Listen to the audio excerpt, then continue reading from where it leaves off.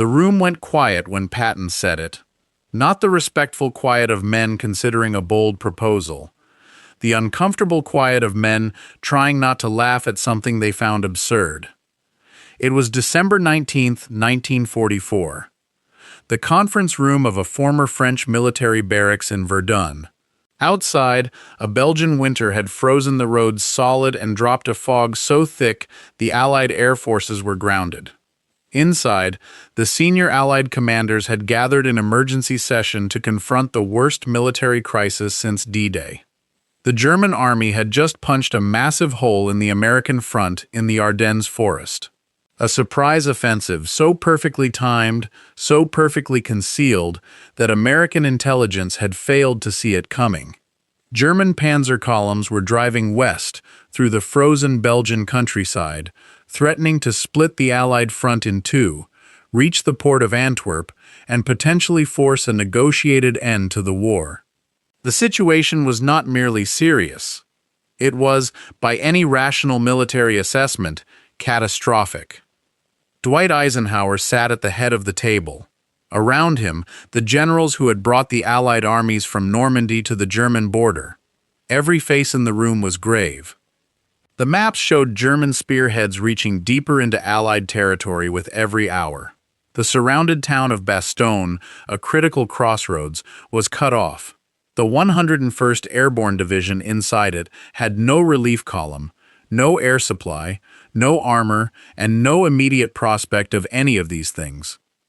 Eisenhower asked his commanders what they could do, and George Smith Patton, commanding the Third Army to the south, looked up from the table and said he could have 3 divisions attacking the German southern flank within 48 hours.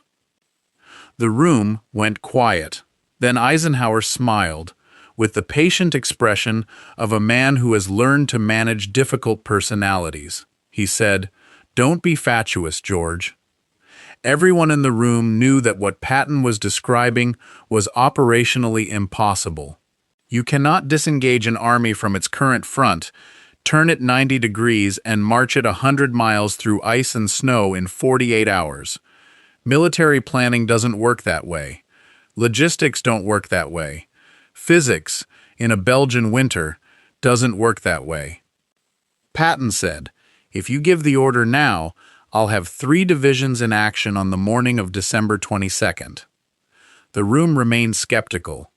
What Patton did not tell that room, what he did not tell Eisenhower, did not tell any of them, was that he had already given the order.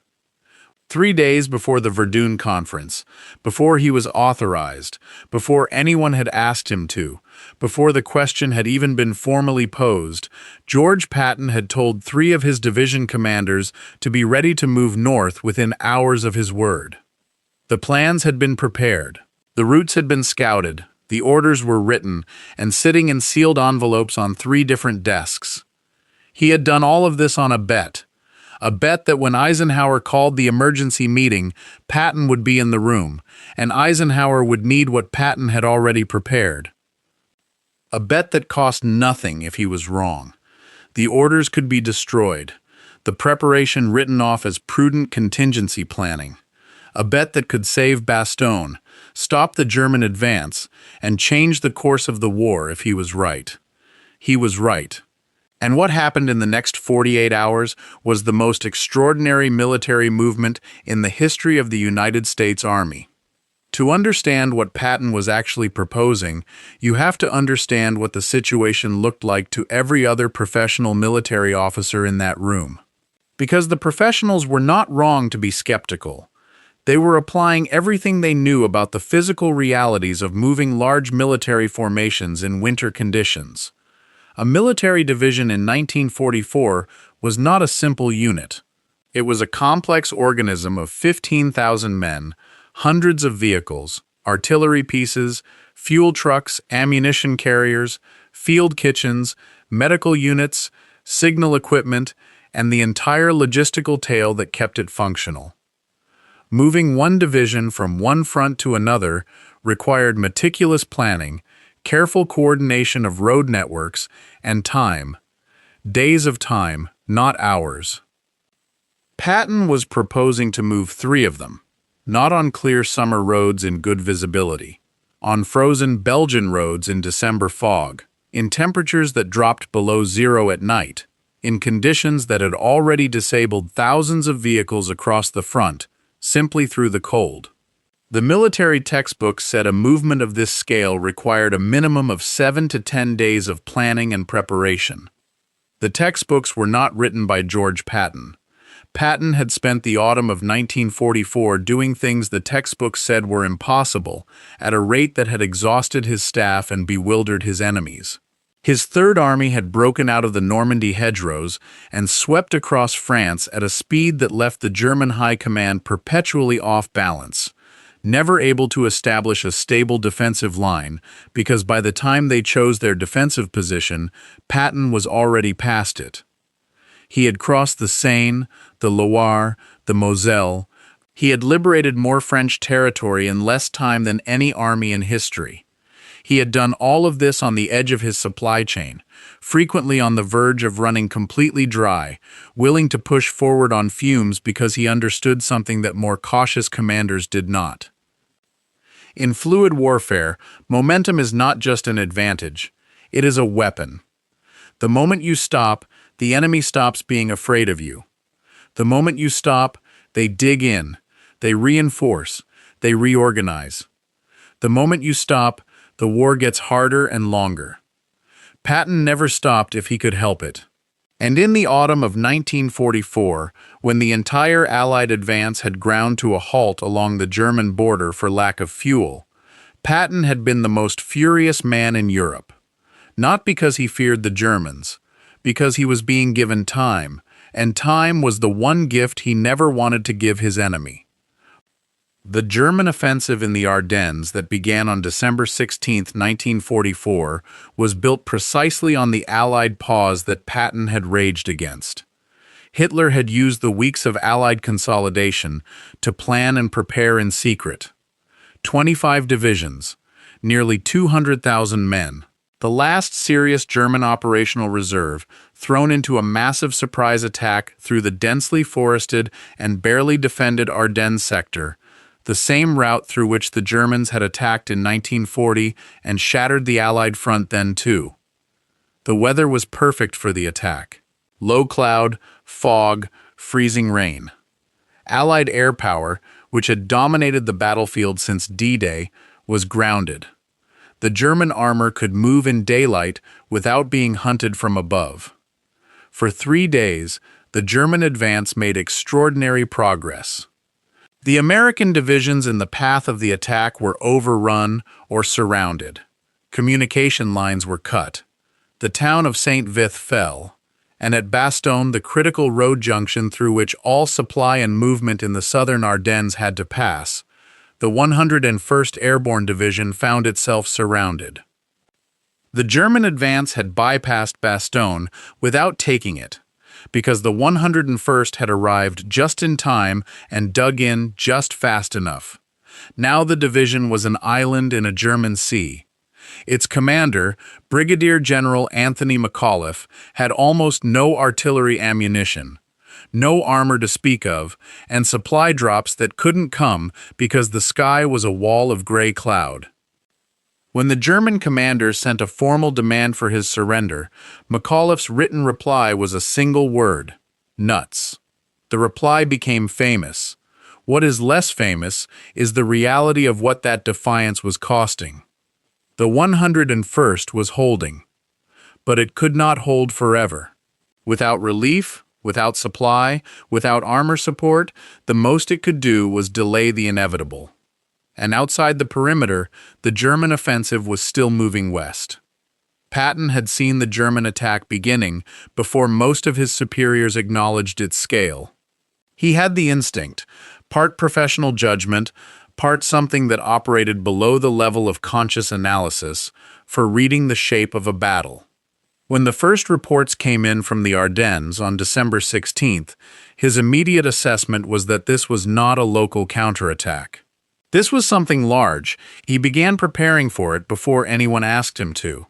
On December 17th, while Allied commanders were still calibrating the scale of the German offensive, Patton called 3 of his division commanders.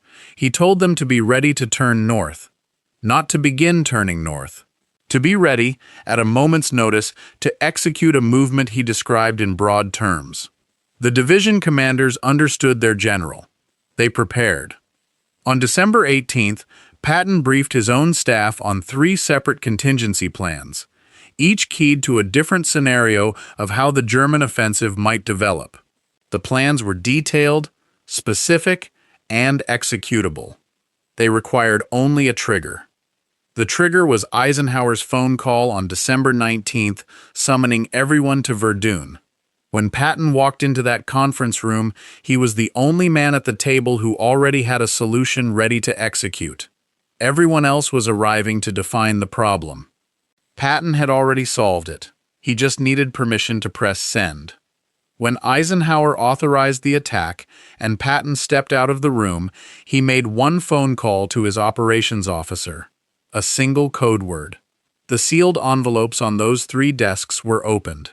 The divisions began to move.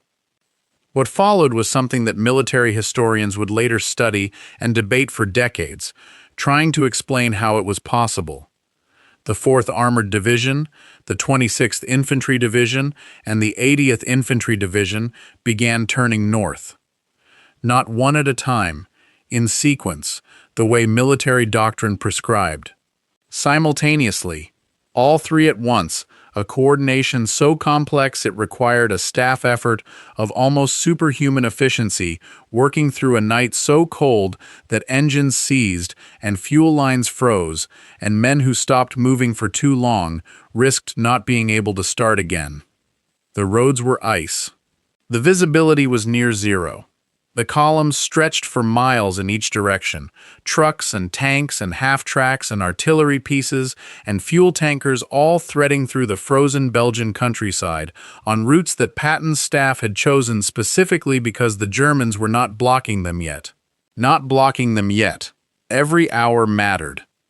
By the time the German command understood what was happening, that an entire army had pivoted 90 degrees and was driving toward their southern flank, the movement was too advanced to stop easily. By December 22nd, 72 hours after the Verdun conference, the lead elements of the 4th Armored Division were fighting toward Bastogne. The 101st had held. The perimeter had cost lives and ammunition that could not be replaced from inside the pocket, but it had held.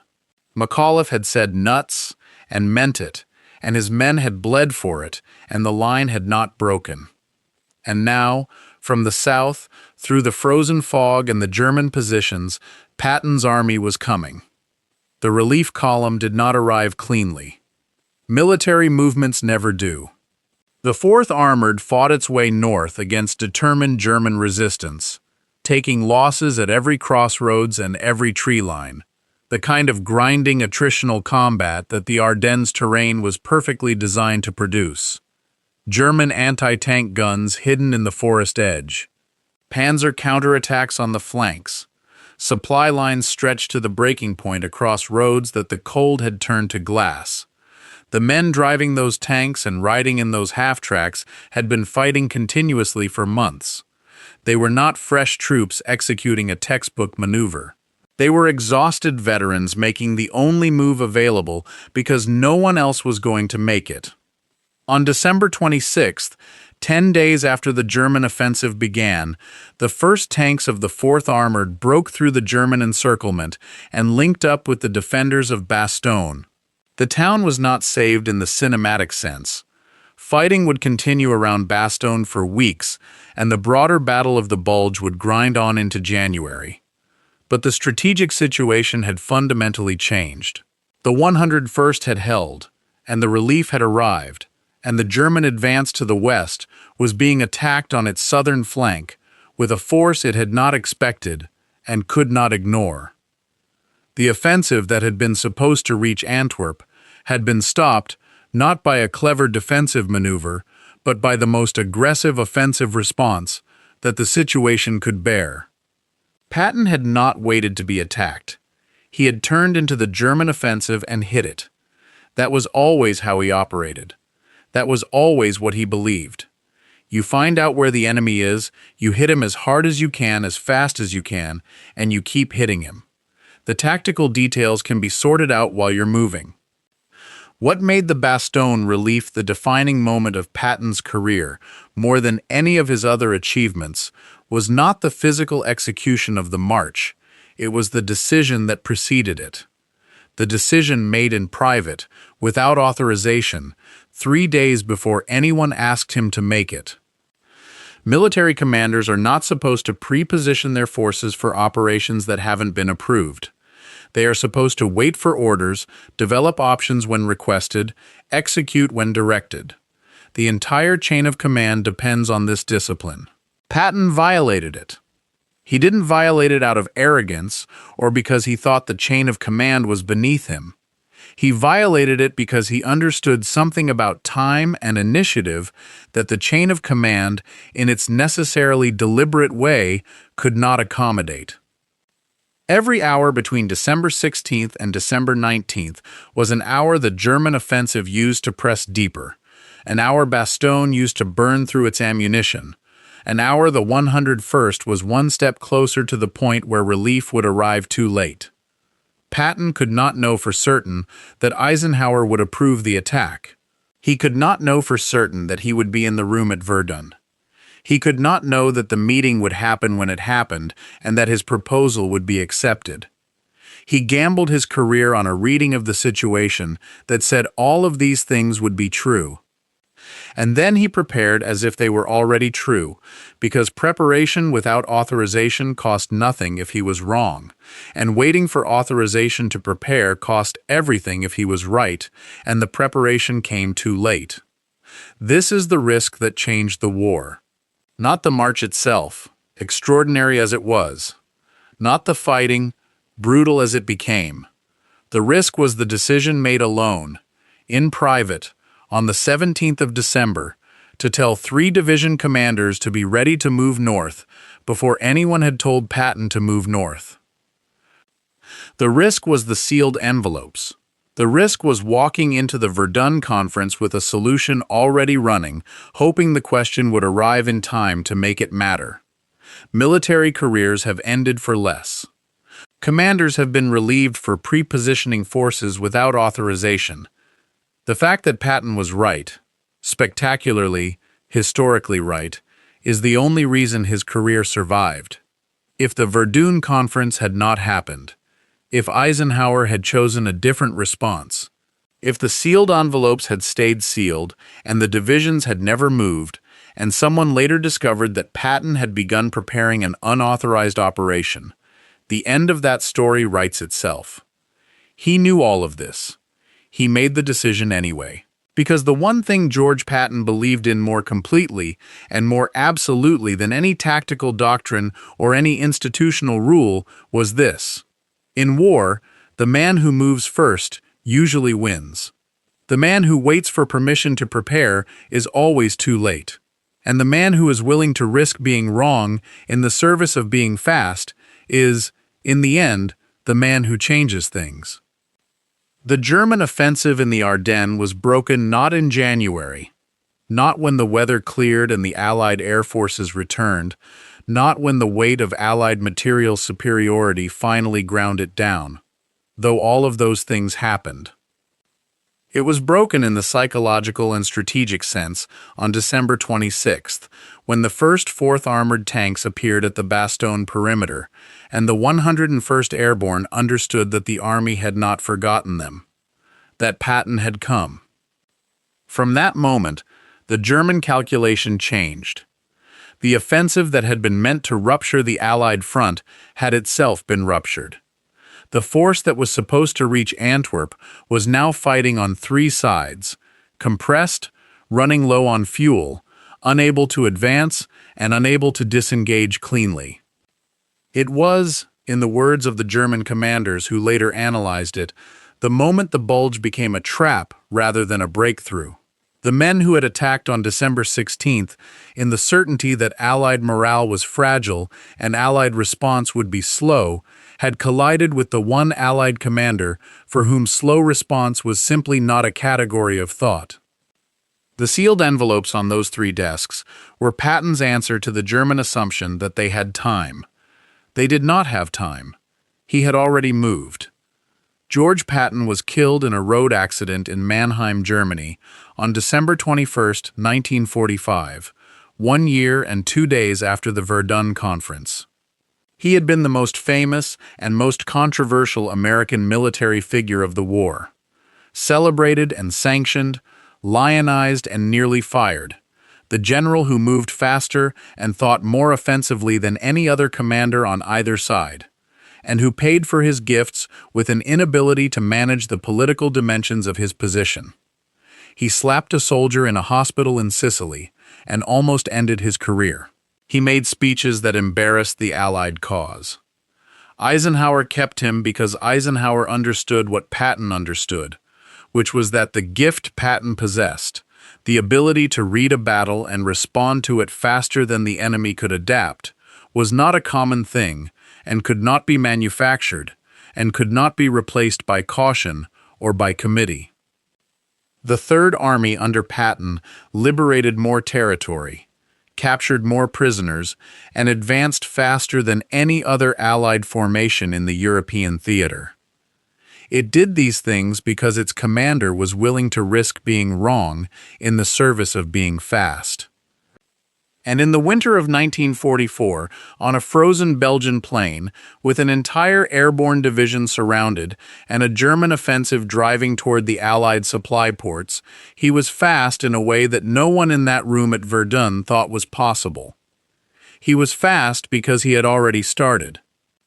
And because he had already started, the men of the 101st Airborne came home.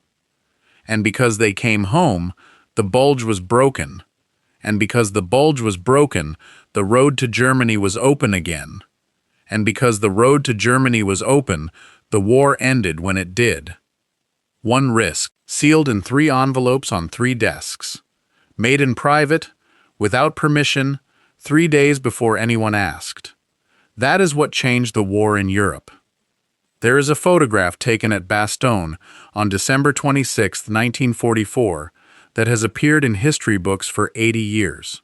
It shows a group of 101st Airborne soldiers standing at the edge of the town, watching a column of 4th Armored tanks rolling in from the south. The soldiers' faces are gaunt from 10 days of cold and stress and inadequate food. Their uniforms are dirty, and their expressions are those of men who have been to a place that is very difficult to come back from, but they are standing, they are upright, and they are watching the tanks come. One of those soldiers was later asked what he felt in that moment. He said he felt 2 things simultaneously. Relief so complete it was almost physical, like warmth returning to something that had been frozen, and something else that was harder to name. The specific feeling of knowing that someone came, that when the situation was at its worst, when the German offensive was at its widest, and the perimeter was at its tightest, and the ammunition was running low, and the cold was absolute, someone on the outside had not waited for perfect conditions, or full authorization, or the right moment. Someone had moved. Someone had looked at the situation and decided that the distance between impossible and possible was not as large as the textbooks said, and had started moving before anyone asked him to. The soldier said he didn't know whose idea it was, or who had made the decision, or what had happened at the meetings where it was planned. He just knew the tanks came. He never learned about the sealed envelopes. He never learned about the code word, or the contingency plans, or the Verdun conference, or the risk taken 3 days before. He just saw the tanks. That is often how it works. The people who benefit most from the decisive decision never know how close it came to not being made. They see the outcome, the tanks, the relief, the road reopening, and they assume it was inevitable, that of course the army would come, that of course someone would move. They don't see the 3 days before the decision was authorized. They don't see the man in the room who had set the plan in motion. They don't see the envelopes. Patton knew this. He understood that the credit for military success is distributed in ways that often have little to do with where the actual decision was made. He was fine with that. He did not need the 101st to know about December 17th. He needed them to be alive on December 26th. And they were. The tanks came. The war moved forward. The risk was worth it, as the only risks worth taking usually are. The ones where the cost of being wrong is your career, and the cost of not trying is something that cannot be recovered from. Eisenhower, writing his memoirs after the war, described the Bastogne relief as one of the most remarkable military achievements he had witnessed. He gave Patton full credit for the speed of the movement. He did not mention, in the memoirs, the fact that Patton had begun preparing 3 days before authorization. Either he didn't know or he chose not to examine it too closely. Both are possible. Eisenhower was a man of extraordinary institutional intelligence, and he understood that some things are better acknowledged obliquely. What he wrote was this: Patton's speed in turning his army to the north has never been surpassed in military history. This was not hyperbole. It was assessment, rendered by the most senior Allied commander in the theater, who had spent 5 years watching military operations across 3 continents and who knew the difference between fast and historic. Patton's pivot was historic. It remains historic. Military academies teach it still, not merely as a logistical achievement, but as a lesson in what it means to think about a war the way Patton thought about it. Not as a sequence of problems to be solved one at a time, in order, as they present themselves, with proper authorization at each step, but as a shape, a geometry of momentum and timing and initiative in which the man who moves before he is asked to move is the man who arrives when arrival still matters. Patton arrived. In the winter of 1944, in the worst military crisis the Allied cause had faced since D-Day, George Patton arrived. Because 3 days before anyone asked him to, he had already made the decision to go.